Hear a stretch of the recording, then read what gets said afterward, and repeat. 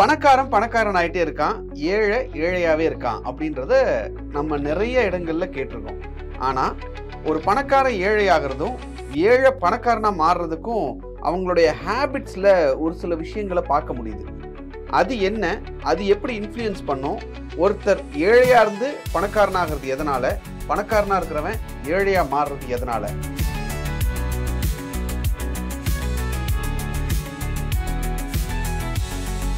வணக்கம் சார். வணக்கம் சார், பணக்காரன் பணக்காரனாவே இருக்கான் அப்படின்றதுல குறிப்பா பார்த்தா நிறைய ஹேபிட்ஸ் ஒரே மாதிரி ஒத்து போறத நம்ம பார்க்குறோம்.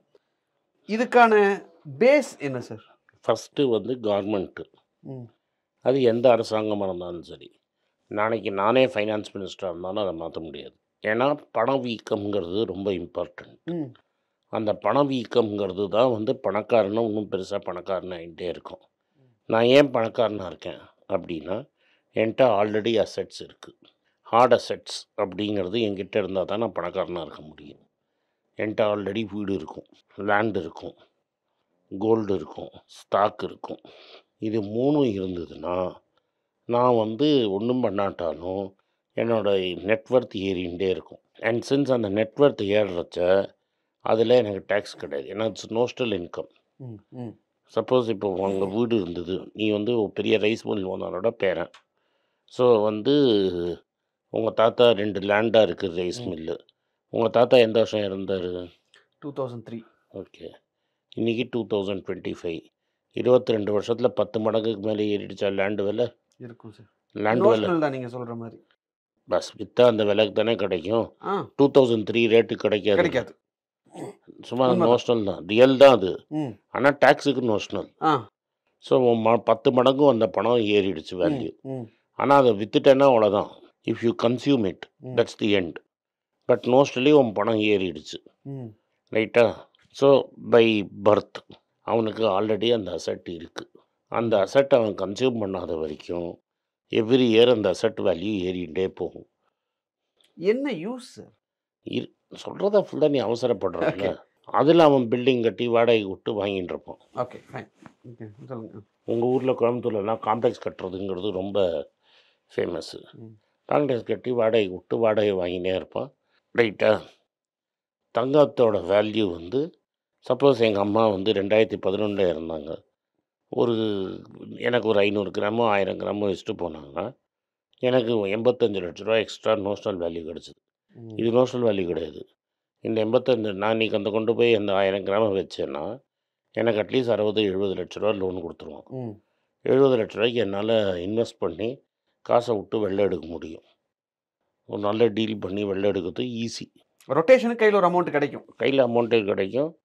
ஒரு ரியல் எஸ்டேட்டில் போட்டு எடுத்தேன்னா, ஒரு பில்டருக்கு, தவிக்கிற பில்டருக்கு நான் கொடுத்தேன்னா, நாணயமானவனாக எனக்கு தெரிஞ்சு கொடுத்தேன்னா ரொட்டேஷன்லேயே என்னால் எடுக்க முடியும். ஸோ இந்த கோல்டு, இந்த லேண்டே முக்கால்வாசி தமிழ் பணக்காரங்களை இன்னும் பெருசாக பணக்காரன் ஆகிட்டே இருக்கும். ஓகே இதுக்கு ஒரு சின்ன தலைசுயி வேணும்.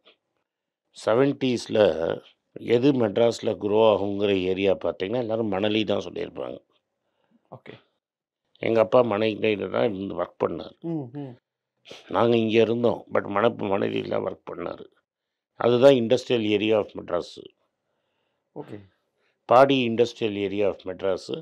ஏன்னா முருகப்பாவும் டிவிஎஸும் அங்கே ஃபேக்ட்ரி செட்டப் பண்ணாங்க, ம் இன்னும் ரைட்டா? இருக்கு. இன்னும் இருக்குது. ஆனால் மெட்ராஸ் எங்கே டெவலப் ஆச்சுன்னா டுவர்ட்ஸ் மகாபலிபுரம் டெவலப் ஆச்சு. ஆமாம் சார். வேளச்சேரி அன்றைக்கி 100 ரூபா கிரவுண்ட் இருந்தது. 300 ரூபாய்க்கு கிரவுண்ட் வாங்கியிருக்க முடியும். இன்றைக்கி 4 கோடி ரூபா. வேளச்சேரி டெவலப் ஆகும்னு யாராலையும் சொல்ல முடியாது. உண்மைதான் சார். என் வீடு வாங்கும்போது ஈசி செக் பண்ண போனப்ப இது நடந்தது. கிரவுண்டு 3000 ரூபாய்க்கு அப்படின்னு சொல்லி 80ஸ்ல சொல்லிட்டு இருந்தாரு. பார்த்தா ஈசியில் அந்த இடத்த 3000 ரூபாய்க்கு தான் ரெஜிஸ்டர் பண்ணியிருக்காங்க. ஸோ அந்த மாதிரி இடத்தோட வேல்யூ அப்படிங்கிறது இன்னைக்கு பல மடங்கு ஏறி இருக்கு சார். எஸ். ஸோ பணக்காரன் ஆகிறதுக்கு நார்மல் பணக்காரன் ஆனது கோல்டும் லேண்டும் தான்.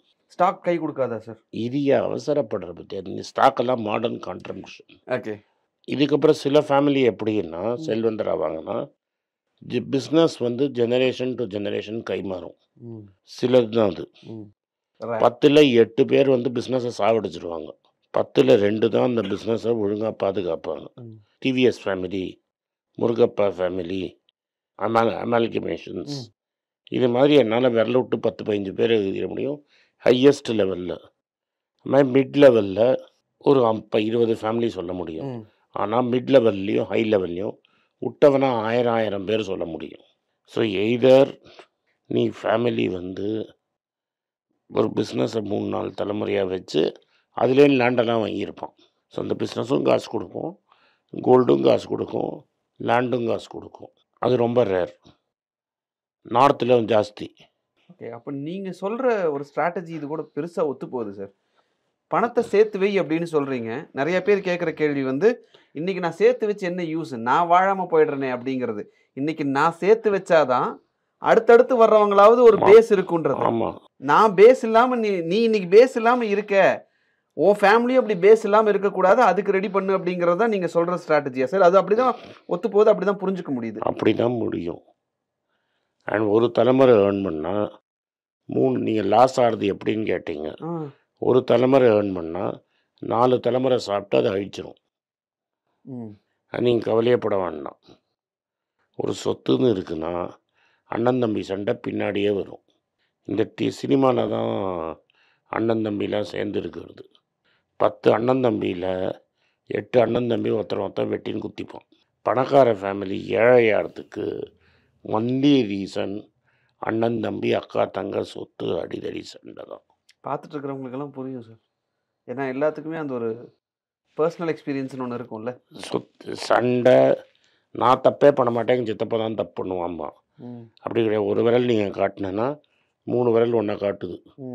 ஒரு ஆள் சம்பாதிச்சது பிஸ்னஸை நீங்கள் வச்சுக்கலன்னா அடுத்த 3 தலைமுறையில் ஒழிஞ்சிரும். மெட்ராஸில் ரொம்ப ஃபேமஸ் தாசப்பிரகாஷ் ஹோட்டல். அது இதுக்கு பெரிய எடுத்துக்காட்டு. இது மாதிரி இப்போ நான் 10-15 சொல்ல முடியும். தாசப்பிரகாஷ் ஹோட்டல் பெரிய எடுத்துக்காட்டு. 2வது, அப்பந்தொழிலை பையன் பண்ண மாட்டான். அது அவன் கம்மியாக, அதை ரொம்ப சீப்புன்னு நினைப்பான். ஆக்சுவலாக அந்த தொழிலை அவன் கண்டினியூ பண்ணான்னா அது இன்னும் பெருசாகும். ஒரு ப்ளம்பரோட பையன் கான்ட்ராக்டராக மாற மாட்டான். அவன் என்ன பண்ணுவான், படித்து விட்டு போய் 30,000 ரூபாய்க்கு சாஃப்ட்வேர் கம்பெனியில் கொட்டின்னு இருப்பான். எனக்கு தெரிஞ்சு ஒரு ரொம்ப சக்ஸஸ்ஃபுல்லாக ஒரு மருந்து கடை ஒருத்தர் நடத்தின்னு வந்தார். 40 வருஷமாக எனக்கு தெரியும். அந்த மருந்து கடையை வச்சு அவர் 2 வீடு வாங்கிட்டார். 80s and 90s. ரொம்ப லோவர் மிடில் கிளாஸ் வீடு தான். But asset. இன்றைக்கி அது இப்போ 20 லட்ச ரூபா போகும். 700 ஸ்கொயர் ஃபீட் 600 ஸ்கொயர் ஃபீட்டு. பையன் போய் ஐடி கம்பெனியில் டைப் கொட்டின்னு இருக்கிறோம். எனக்கு தெரிஞ்ச ஆட்கள் மீடியாவிலேருந்து வெளியில் மெடிக்கல் ஷாப் போட்டவங்களாம் இருக்காங்க சார். அப்படி எப்படி மாறுது பாருங்கள். அது வேறு வழி கிடையாது. மெடிக்கல் ஷாப்பு, ஒரு மெடிக்கல் ஷாப்பை 4 மெடிக்கல் ஷாப்பை ஆக்கியிருந்தாங்கன்னா அப்பம் பையன் சேர்த்து இன்றைக்கி 5 மடங்கு. அந்த மெடிக்கல் ஷாப்னால தான் அந்த பையன் படித்தான். ஓ, ஓகே. அந்த பையன் படித்தது, காலேஜ் போனது, பையனோட சிஸ்டர் படித்தது, காலேஜ் போனதெல்லாம் அந்த மெடிக்கல் ஷாப்னால தான். Right sir. இப்போது இந்த பணக்காரங்களை அவங்களுடைய ஹேபிட்ஸ் எப்படி செலவு பண்ணுறாங்க அப்படின்னு பார்த்ததில் நிறையா பேர் நீங்கள் சொல்கிற அதே தான், தங்கம் வாங்குறாங்க சார். ஜுவல்ஸ் தான் வாங்குறாங்க. அடுத்தது ஆர்ட் வாங்குறாங்க. 2வது எக்ஸ்பீரியன்ஸுக்கு ட்ராவல் பண்ணுறாங்க. நிறைய எக்ஸ்பீரியன்ஸ் வேணும் அப்படின்றதுக்காக ட்ராவல் பண்ணுறாங்க. ஃபஸ்ட்டு பணக்காரன் ரியல் பணக்காரனுக்கு பணங்கிறது ஒரு பொருட்டே கிடையாது. இதுக்கு நான் திரும்பி ஒரு டாட்டா கதை சொல்கிறேன். அமிதாப் பச்சன் பெரியவர் இறந்தபோது 2 கதை சொன்னான். 2 பேரும் லண்டனில் போய் இறங்கிட்டாங்க ஒரு கமர்ஷியல் ஃப்ளைட்டில். Flight 4 hour late. பெரியவரை கூட்டின்னு வர வேண்டியவன் வரலாங்க. பெரியவர் லண்டன், அப்போல்லாம் செல்ஃபோன் கிடையாது. பெரியவர் லண்டன்லேருந்து பப்ளிக் பூத்துலேருந்து ஃபோன் போடணும். அமிதாப் வெளில இருந்துன்னு இருக்கிறான். ஸோ பெரியவர் வெளில அமிதாப் என்கிட்ட பணம் இல்லை, ஒரு 2 பவுண்டு எடு, நான் ஃபோனை போடுறேன்னா. அவனுக்கு அவன் மேலேயே இருக்கிற தன்னம்பிக்கை, என் பர்ஸ் எடுத்துன்னு வரலன்னு லண்டனில் சொல்லுவான். எங்கே போனாலும் என்னால் எப்படி வேணால் மேனேஜ் பண்ண முடியும். அது மாதிரி பாம்பேயில் ஒரு ஈவெண்ட் நடக்கிறது. பெரியவரும் இருக்கார், அமிதாப்பும் இருக்கிறாரு. ஈவெண்ட்டு முடிஞ்சிடுச்சு. உடனே அமிதாப்கிட்ட சொல்கிறாரு, உன்கிட்ட கார் இருக்கா, போகிற வழியில் நான் ட்ராப் பண்ணிட்டு போயிடுங்க. கார் கம்பெனி ஓனர் சொல்கிறாரு, என்ன போகிற வழியில் ட்ராப் பண்ணுங்க. It shows the confidence he has. என்னால் எங்கே போனாலும் பணம் இல்லாட்டா என்னால் மேனேஜ் பண்ண முடியும். அவன் தான் பணக்காரன். Right. Lesson sir, lesson literal. பணக்காரன் கையில் பைசாவே இருக்காது. Money will work for him. பணம் அவனுக்கு வேலை செய்யும். பணம் அவனுக்கு அடிமை. அவன் பணத்துக்கு அடிமை கிடையாது. புது பணக்காரனுக்கு பணத்துக்கு அவன் அடிமை. இவன் பணக்காரன். நீ நியோல் டாட்டாவை உன்னால் ஐடென்டிஃபையே பண்ண முடியாது. ரோட்டில் போனால் ஐடென்டிஃபையே பண்ண முடியாது. ரைட்டா? இன்னும் யாராவது இப்போ அவனோட 2 பொண்ணும் பையனும் இருக்காங்கிறாங்கல்ல, நான் பெட்டு கட்டுறேன் எவனாலையும் சொல்ல முடியாது. என்னாலேயே சொல்ல முடியாது. அவ்வளோ தூரம் பதுங்கி இருப்பான். இதுதான் பரம்பரை பணம். தமிழ்நாட்டில் நிறைய பேர் இருக்காங்க. டிவிஎஸ் ஃபேமிலி ஃபுல்லாக அப்படி தான் இருப்பாங்க. ஒரு வேணு வேணால் உங்களுக்கு தெரியலாம். வேணு பையனே நிறைய பேருக்கு தெரியாது. ரோஷன்னா சுதர்ஷன் நினைக்கிறேன் அவர் பேர்.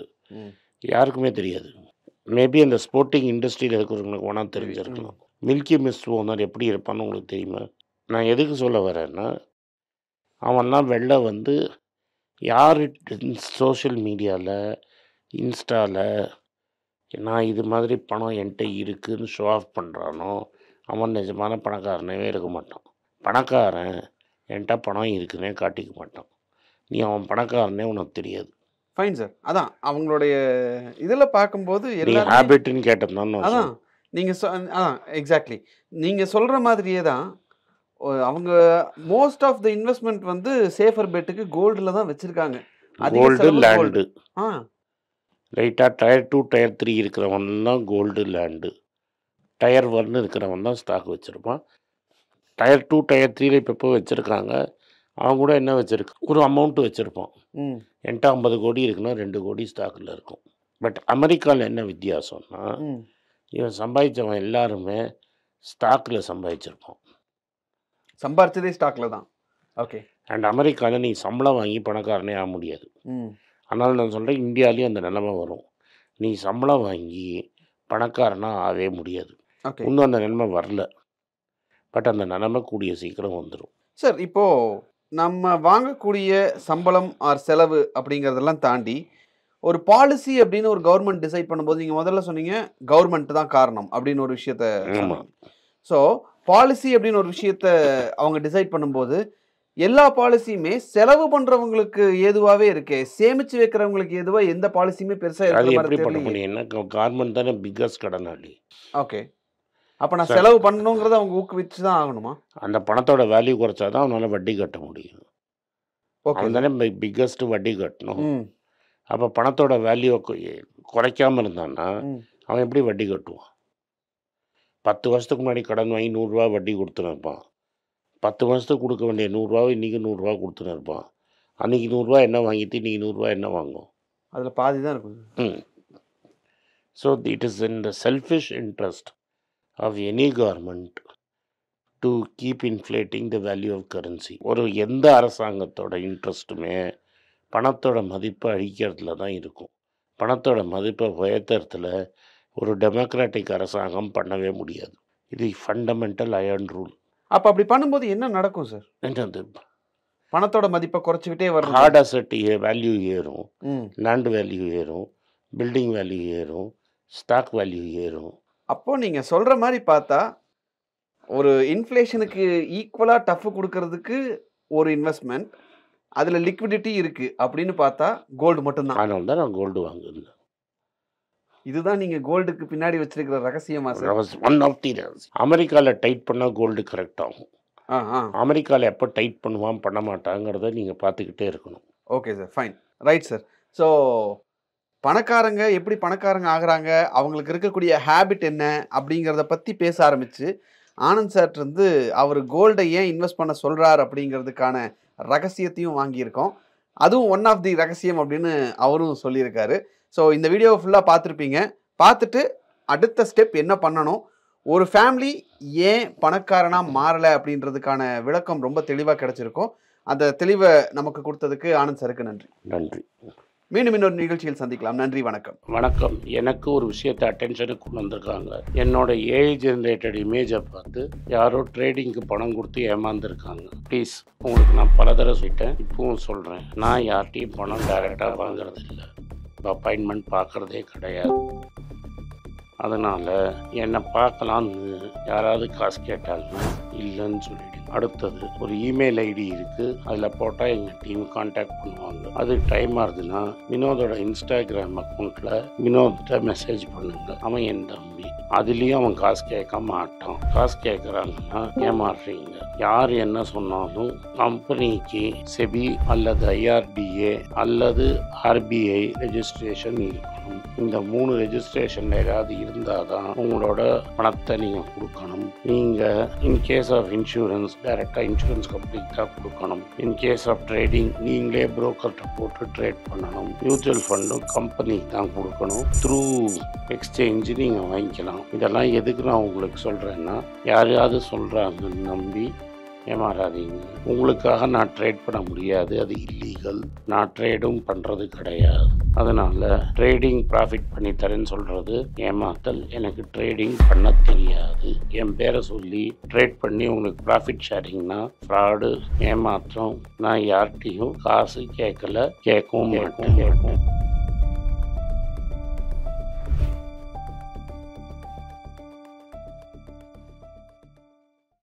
வணக்கம், இது ஆனந்த் ஸ்ரீனிவாசன். இது என்னோட பர்சனல் சேனல்.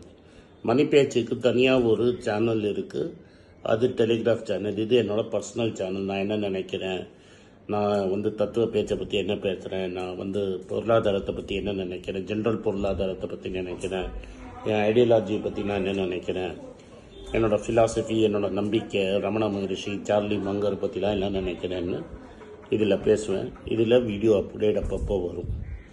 நீங்கள் சப்ஸ்கிரைப் பண்ணிங்கன்னா என்ன நீங்கள் பர்சனலாக ஃபாலோ பண்ணுறீங்க. இது மணி பேச்சு இல்லை, இது இன்வெஸ்ட்மெண்ட் இல்லை.